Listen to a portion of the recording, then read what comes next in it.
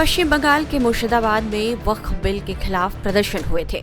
इस दौरान प्रदर्शनकारी उग्र हो गए और हिंसा फैल गई। हिंसा 11 अप्रैल को फैली जो 12 अप्रैल तक चली। इस दौरान 12 अप्रैल को हुए सांप्रदायिक हिंसा में शमशेरगंज पुलिस थाने के अंतर्गत जाफराबाद में भीड़ ने 70 साल के हरगोविंद दास और उनके बेटे चंदन की हत्या कर दी थी। घर के लूटपाट का विरोध करने पर दोनों की घर से खींचकर हत्या की गई। पिता पुत्र की हत्या के सिलसिले में आरोपियों की गिरफ्तारी के लिए एसआईटी का गठन किया गया था। बंगाल पुलिस पहले ही तीनों आरोपियों को गिरफ्तार कर चुकी है, लेकिन इस मामले में जाफराबाद में पिता पुत्र हरगोविंद दास और चंदन दास की हत्या मामले में बंगाल पुलिस की एसआईटी ने एक और मुख्य साजिशकर्ता को गिरफ्तार किया है, जिसका नाम जियाउल शेख है। जियाउल ने पूछताछ के दौरान अपना अपराध कबूल कर लिया है। उसकी गिरफ्तारी 19 अप्रैल को उत्तरी दिनाजपुर के चोपड़ा से की गई। जियाउल शेख 12 अप्रैल को मुर्शिदाबाद में पिता और पुत्र की हत्या के बाद से ही फरार था। जियाउल ने उस हिंसक भीड़ का नेतृत्व किया था जिसने हिंदू के घर पर हमला किया और पिता पुत्र दोनों को घर से खींचकर मार डाला। इतना ही नहीं, जियाउल शेख समेत भीड़ में शामिल कई लोगों ने हरगोविंद दास और चंदन दास की हत्या के बाद सबूत भी नष्ट कर दिए। घटनास्थल के पास लगे सीसीटीवी कैमरे को जियाउल के निर्देश पर ही आरोपियों ने तहस नहस किया था। जियाउल शेख की गिरफ्तारी के बाद हमारे संवाददाता अभिषेक राज उसके घर पहुंचे। जियाउल शेख ने कैसे एक पिता और पुत्र की हत्या की थी, इस बारे में जानकारी दे रहे हैं अभिषेक राज। मुर्शिदाबाद के धुलियान में हिंसा हुई। हिंसा के अंदर 2 बाप बेटों की हत्या कर दी गई। हत्या में हरगोविंद और उनके जो बेटे थे चंदन, उन दोनों की जो भीड़ आई थी उसने हत्या कर दी। इसके बाद गिरफ्तारी जो है वो आरोपियों की शुरू हुई और उसमें अब जो एक नई गिरफ्तारी हुई है वो है जियाउल हक की। जियाउल हक एक वन ऑफ द अक्यूज है और एक तरीके से इस पूरे हत्याकांड का एक मास्टरमाइंड में से एक है जो कि इस पूरे हत्याकांड में शामिल था। उस भीड़ को लीड करना, इसके अलावा जो जियाउल हक वहां पहुंचा और उसके बाद जो हरगोविंद और उनके बेटे चंदन है उनको बाहर निकालकर उनकी हत्या करना, इसमें वो भी इन्वॉल्व था और एक वन ऑफ द मेन जो कल्प्रिट है वो इस पूरे मामले में जियाउल हक है। जियाउल हक को पुलिस ने गिरफ्तार किया है। इस वक्त हम सूली ताला जो इलाका है इस पूरे मुर्शिदाबाद एरिया का, वहां मौजूद हैं और ये जो पूरा इलाका है ये धुलियान में आता है। धुलियान का ये सूली ताला है और यहां से ही जो जाफराबाद का इलाका है जहां पर वो रहते थे, वो यहां से महज 20 से 25 कदम की दूरी पे है, यानी कि बहुत नजदीक है वो घर जहां पे वो रहते थे। और इस वक्त हम जियाउल हक के घर पे मौजूद हैं। ये जियाउल हक का घर है और आप देख सकते हैं घर बंद है, अंदर कोई भी अभी मौजूद नहीं है। पुलिस ने जियाउल हक को गिरफ्तार किया है। अंदर एक बार दिखाई तस्वीर, ये एक बार अगर आप घर देखेंगे तो आप समझ पाएंगे यहाँ पर जो कमरे हैं उनमें भी ताले लगे हुए हैं, अंदर कोई भी आपको नजर नहीं आएगा। यहीं पे जियाउल हक रहता था, यहीं पे जियाउल हक काम करता था और यहाँ अगर आप देखेंगे तो इस पूरे इलाके में, तमाम इलाकों में बिल्कुल हालात वैसे ही बने हुए हैं। यहाँ भी अगर आप देखेंगे तो देखिए यहाँ पे आपको ताला नजर आएगा और इस पूरे इलाके में, सूली ताला के सारे इलाकों में जो आरोपी थे वो सारे फरार हो चुके हैं या तो गिरफ्तार हो चुके हैं और लगातार अगर आप देखेंगे तो इस पूरे इलाके में आपको सिर्फ घरों के ऊपर ताले नजर आएंगे। सामने भी अगर आप देखेंगे तो देखिए यहाँ दुकान हुआ करती थी, यहाँ भी आपको ताला नजर आएगा और यहाँ पर सिर्फ और सिर्फ अगर आपको नजर आएंगी तो पुलिस की टीम नजर आएगी और बीएसएफ की टीम आएगी। पुलिस जो है वो यहाँ पर रेड कर रही है, धरपकड़ कर रही है और बीएसएफ यहाँ पर सुरक्षा प्रदान कर रही है। देखिए इस घर के ऊपर भी आपको इस तरीके से ताला नजर आएगा। जियाउल हक के घर पे ताला है।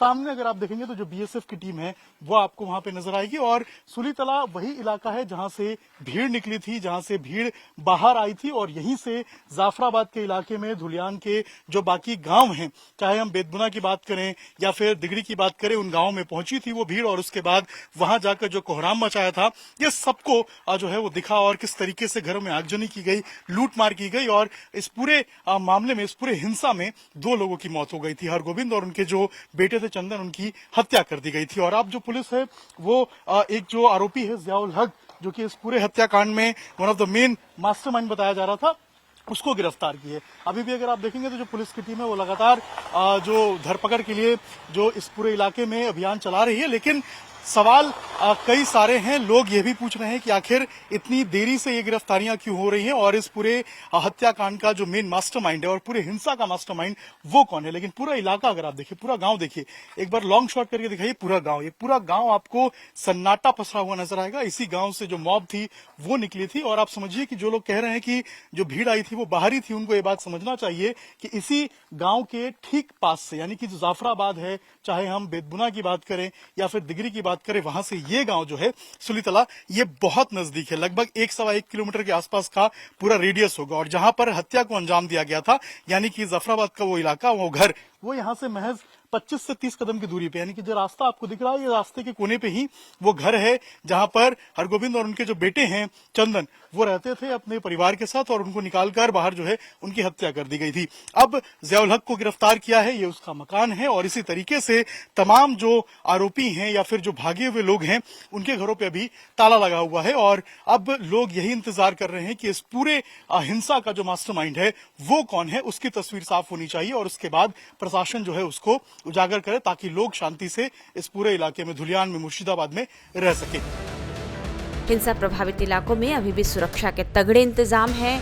हिंसा प्रभावित इलाकों में अब अलग अलग दलों के नेता पहुंच रहे हैं। 20 अप्रैल को राज्यसभा सांसद समीउल इस्लाम, जंगीपुर लोकसभा सांसद खलीलुर रहमान और शमशेरगंज टीएमसी विधायक अमीरुल इस्लाम समेत तृणमूल कांग्रेस का एक प्रतिनिधिमंडल पीड़ितों के घर पहुंचा और वहां 1 घंटे से अधिक समय बिताया। मीडिया रिपोर्ट्स में बताया जा रहा है कि इस दौरान पिता और बेटे के परिवार ने मुख्यमंत्री ममता बनर्जी की ओर से घोषित 10 लाख रुपए का मुआवजा लेने से इनकार कर दिया है। बताया जा रहा है कि परिवार वालों ने प्रतिनिधिमंडल को चेक वापस भेज दिया है। देखिए हमारे संवाददाता अभिषेक राज की यह रिपोर्ट। मुर्शिदाबाद में हिंसा हुई थी। हिंसा को 1 सप्ताह से ज्यादा का वक्त बीत चुका है, लगभग आज 10वां दिन है और अब जो राजनेता हैं वो लगातार हिंसा प्रभावित क्षेत्र का दौरा कर रहे हैं। हमने देखा था कल जो गवर्नर है पश्चिम बंगाल के सीवी आनंद बोस, वो भी पहुंचे थे, एनसीडब्ल्यू की टीम पहुंची थी और उसके बाद आज जो टीएमसी की एक जो दल है वो पहुंचे हुए हैं, जिसमें राज्यसभा सांसद हैं, लोकसभा के जो स्थानीय सांसद हैं, वो सभी यहाँ पर पहुंचे हैं और यहाँ पर जो परिवार है उनसे मुलाकात की है। सर, क्या कुछ परिवार वालों ने बताया आपको और क्या क्या आपसे जो है आश्वासन मांगा है? लोगों में एक विश्वास बहाली को लेकर भी एक बड़ा चैलेंज है। देखिए, ये जो धुलियान जो सिटी है ना, अगर आप देखेंगे तो यहाँ पर कभी भी, यहाँ में मुस्लिम कम्युनिटी मेजोरिटी है, मगर यहाँ पर कभी भी ऐसा जो घटना हुआ है कभी नहीं हुआ था।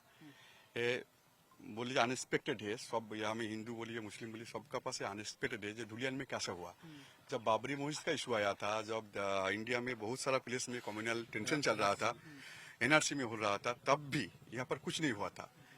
ये कैसे हुआ, ये सब लोग मतलब सोच रहे कैसे, मतलब धुलियान में ऐसा कभी नहीं हुआ था। धुलियान का एक कम्युनल हार्मोनी का एक इतिहास है यहाँ पर। तो जो हो गया ये बहुत दुखित घटना है। हम लोगों ने बार बार अपील किया हूँ, यहाँ में जो भी इंसिडेंट के साथ रिलेटेड है उसको इमीडिएटली जो आइन मुताबिक जो जितना भी कठोरतम जो शास्ति होता है वो देना चाहिए। और उसका परिवार के पास हम लोगों ने गया था, कोई लीडर की तरफ से नहीं, ये मेरे छोटा भाई, मेरे यहाँ का जो बासिंदा, सब कॉन्फिडेंस बिल्डिंग करने के लिए गया था। यहाँ में जो प्रीवियस जो सिचुएशन था धुलियान का, जो कम्युनल का जो हार्मोनी था, वो लौटाने की कोशिश कर रहे हो हम लोग। और यहाँ में गवर्नमेंट से तरफ से ऑलरेडी जो मतलब मुख्यमंत्री ने बोल दिया है 10 लाख उन लोगों को पास घर में जो जॉब वगैरह सबको ऑफर कर दिया है, वो हो जाएगा ठीक। मगर अभी हम लोग जो कोशिश कर रहा हूँ, जो प्रीवियस जो धुलियान था कम्युनल हार्मोनी, वो कॉन्फिडेंस बिल्डिंग के लिए यहाँ में गांव-गांव में बात कर रहा हूँ बुद्ध कम्युनिटी के साथ, जो हम लोगों को एक साथ मिल के प्रीवियस जैसा था ऐसे रहना चाहिए, यहाँ में राजनीति नहीं करना चाहिए।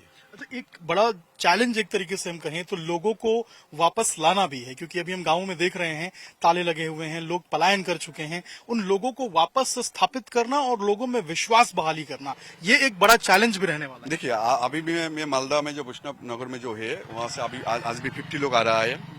लोग समझ रहा है, यहाँ में कुछ लोग राजनीति करने की कोशिश कर रहा है। हम लोग को राजनीति के चक्कर में नहीं रहना चाहिए, हम लोग को एक साथ मिलकर रहना चाहिए। इसलिए लोग आ रहा है, 1-2 दिन में सब लोग आ जाएगा वापस। ऑलरेडी आज वैष्णव नगर जो कैंप है वहाँ से 50 लोग आ रहा है।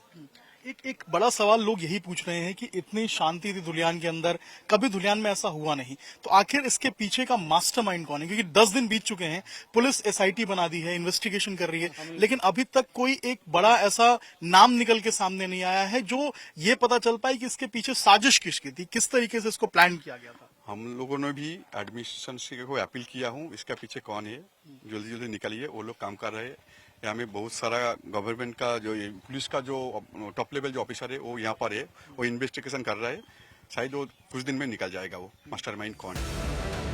वहीं मुर्शिदाबाद हिंसा के करीब 10 दिनों बाद आज स्कूल खुले हैं और स्थिति सामान्य है। लास्ट स्कूल था करीब 11 तारीख को, आज हुआ है 21 तारीख। आज पहली बार 11 तारीख के बाद पहली बार आज जा रही है स्कूल, आज 21 तारीख 10 दिन। किस वजह से स्कूल बंद था? तो ये प्रॉब्लम हुआ था, या भाई झमेला हुआ था धुलियान में, इस कारण से स्कूल बंद था। और यहाँ से मैक्सिमम स्टूडेंट यहाँ से जाता है फरक्का डीपीएस में।